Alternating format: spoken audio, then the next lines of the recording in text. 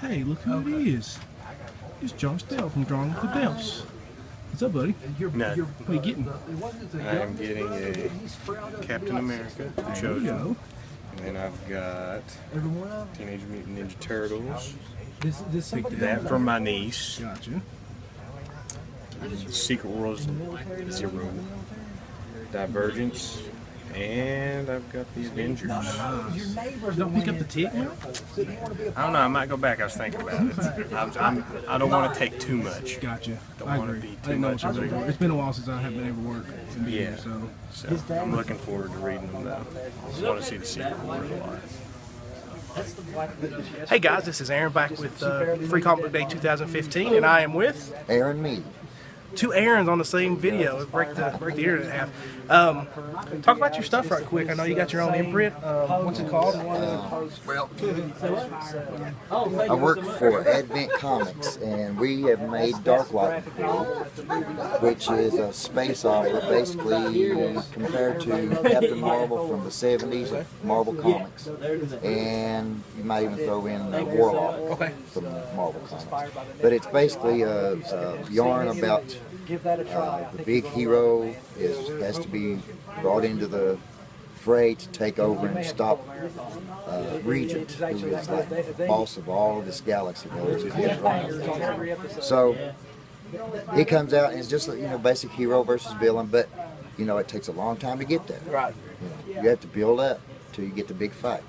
But along the way, they meet other villains and all this other. So if you put any kind of comic book in space, you're never going to run out of stories. Right. Because you can create anything. Talk about doing a story in space, because we always talk about these big space odysseys, and obviously Star Wars is getting back into it. Star Trek had their kind of cinematic revival, I guess you could say. Talk about crafting a story in something that is such a big thing to big fill. scope. Well, basically you have to have a nucleus for any story. So what you do is you create your initial character or characters, depending on if it's a team or a single, hero.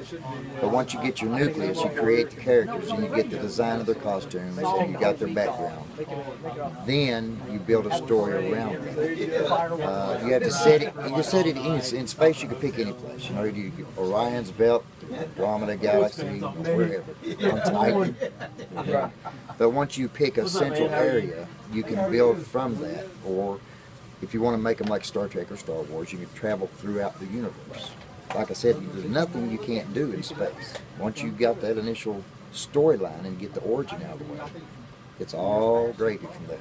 How hard is it to talk about continuity? And obviously, you're talking about kind of a big space epic. There's got a lot of continuity in a story there. Right.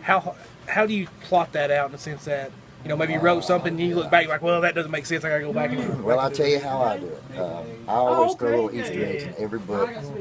I've been writing the last 2 issues. Nice to meet you face to face. Initially, there was 2 other writers, and they done a really good job. And I just kind of went with it, and it took over. But what I do is, if I throw out an Easter egg, I work with a storyline. I go back and there's, as a matter of fact, right now, in the book I'm working on with Darklight, they're on a planet where there's a lot of water, but it's not water. They call it the murk, and it's just like a really thicker liquid, but it's like water. But the whole planet's covered. Well, there's stuff going on there, but then there's also these little Easter eggs where this guy from Darklight's original planet has come to try and take Darklight's DNA and create another one. So you got these little plots all throughout. So what I do is, if I'm writing a new chapter in the book, say I'm writing issue 5, I'll go back and read 2 or 3. Hey, what are the Easter eggs that I throw out? So you can kind of keep your plots together. Or you can write them down on a piece of paper and kind of glance over it as you go. Because if you forget what you did before, somebody will notice it. The readership will notice it. Right. So we try to keep continuity as much as possible. This book is very 70s-ish. Artwork and everything else. Obviously very inspired by 1970s Marvel, kind of that galaxy stuff. The Silver Age, Bronze Age, correct. What book got you into that type of sci-fi, type of big scope, galactic type story? Was there one book you read back, man, I really want to do this like this? Point at probably just Captain Marvel, like I said. Yeah. The Kree Empire, the Kree War sending Captain Marvel to Earth, and anything to do with Captain Marvel, and also actually Nova, the original Nova. Man, when I seen that on the spinner rack, I was like, hey, I love this. This is cool. So, and then I said, you know, space characters are people that come from space. You can create them and make anything out of them. They're not restrained by human frailties.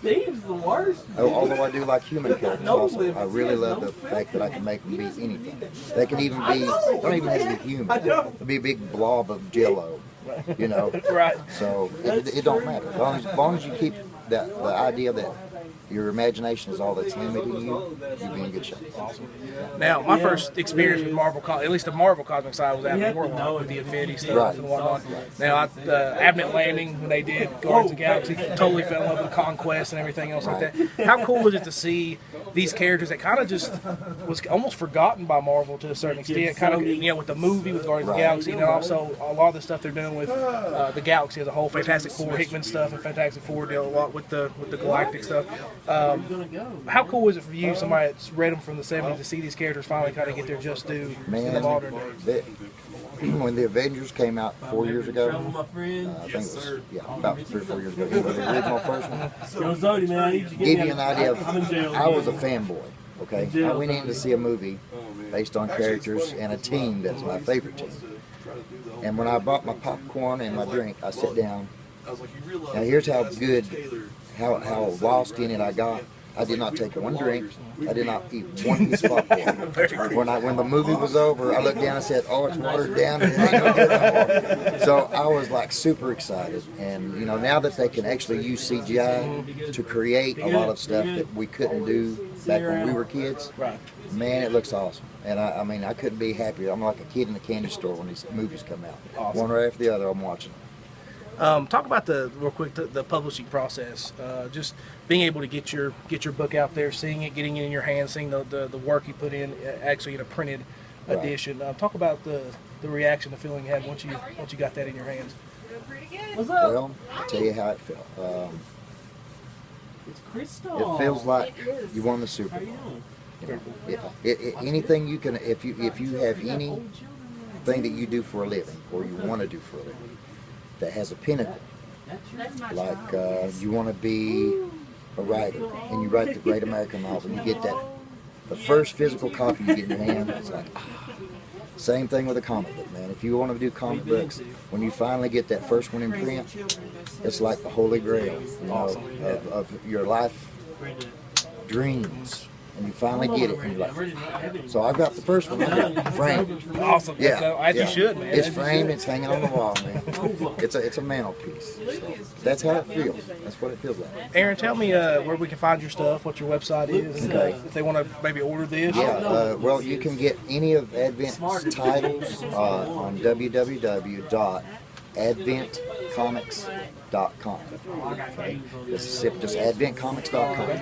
Go there and you can order, or they'll give you actual sites that you can go and order from if you don't want to order directly from us. Okay.